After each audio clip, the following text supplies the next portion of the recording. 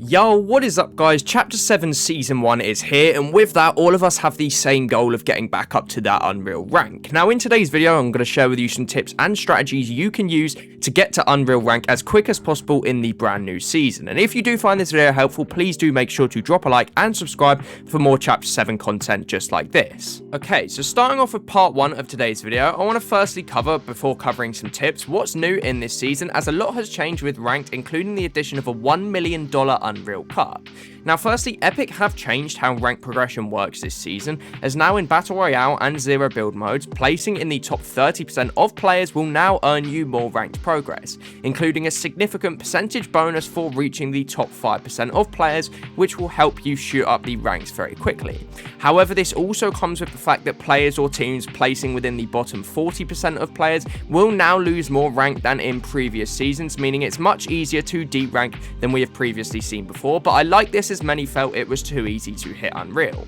Now as a result of this, it's now much harder to hit Unreal rank this season, which is exactly why I'm making this video for you guys. Epic has also announced a $1 million Unreal Cup, which is going to take place on December the 20th, and to play in, your account must be level 350, but more importantly for this video, you must also be in the Unreal rank. So this helps drive people into the ranked game mode, making it more stacked and giving everyone more motivation to end up hitting that Unreal rank. I will also be doing a separate video on this $1 million Unreal Cup and how you can make earnings in it, but as a whole it just adds to the importance of ranking up fast this season, as you want to make sure you're in Unreal before the cup takes place on December 20th. Part 2 is about which game mode of ranked should you play in this season. Now this season, Epic have made changes to the progression which gives significant advantages to playing ranked in particular game modes. It's common knowledge that a 10 kill win in solos gains you significantly more percentage than in squads, as it's much harder to get 10 kills as a solo than within a squad's game mode. However, with the new changes this season, Epic has made the rank system more placement heavy, meaning that where you place within the game will have a higher bearing on how much you rank up or down as a result.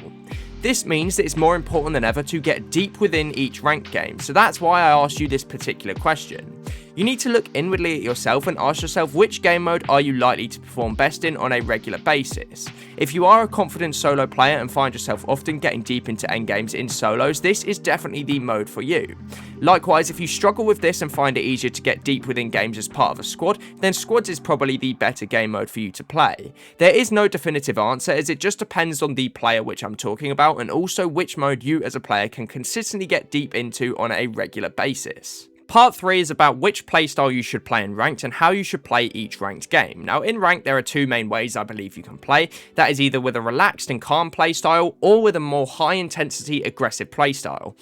Now I am going to break down how you should play a ranked game this season from both a calm and aggressive perspective. So starting off, as a calm player, you probably aren't the most confident fighter, so it's important to avoid hot drops, especially at the start of the season, like when you're watching this video, as people don't yet have a set drop spot, so therefore are likely to mainly jump at the POIs towards the start of the route. What I mean by this is that if you can find a low-key split or drop spot of a spawn that's pretty much contested by only 1 or 2 teams, this is perfect as it allows you to gain the loot you need without potentially dying off spawn, which we know would therefore put you in the bottom 40% of players, significantly harming your ranked percentage gains this season. Now once gaining loot, I would proceed to rotate to the dead side of the zone, which is the least congested area and therefore decreases your chances of getting into a mid-game fight. If you do end up getting into a mid-game fight on dead side, it's also unlikely that you will get third parties, as fewer players are on this side of the map, so therefore this gives you a better chance at either slowing the fight down or choosing to disengage.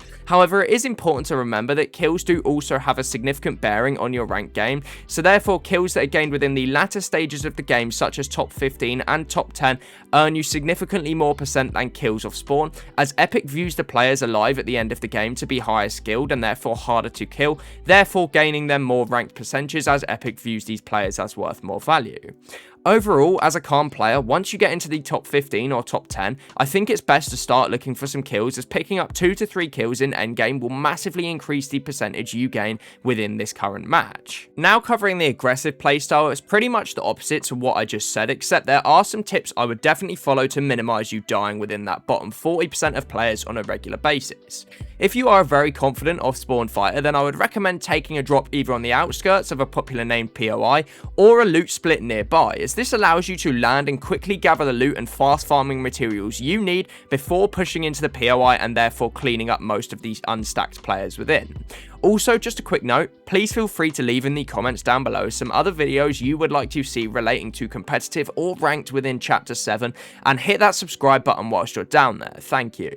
Now once you have gone in and cleaned up the unstacked players within the POI, depending on your level of fighting skill, you could look to then push towards the more congested side of zone, as here you are likely to find much more players to W key within the mid game. However, it is important to keep in mind that the majority of players on congested side will also be more confident and aggressive fighters looking for similar games to you. So these fights could get messy, meaning there is huge importance on finishing these fights as fast as possible before third parties arrive. My advice to you would be look for easy pickoffs on congested side where you already have large amounts of opening damage within the fight, for example, giving you that step above your opponent, or where you can come in as the stacked third party player to clean up the shambles fight. Now again, getting kills late on is also of a large significance, but don't overcommit and as a result cost yourself the win, as it is important that you balance getting the kills in endgame with also the ability to hold out for the win, as this contributes largely to rank percentage gained as well. In my opinion, the ideal game for an aggressive player is a 7 to 10 kill win, as this should gain you lots of percent even in those higher ranks such as champion.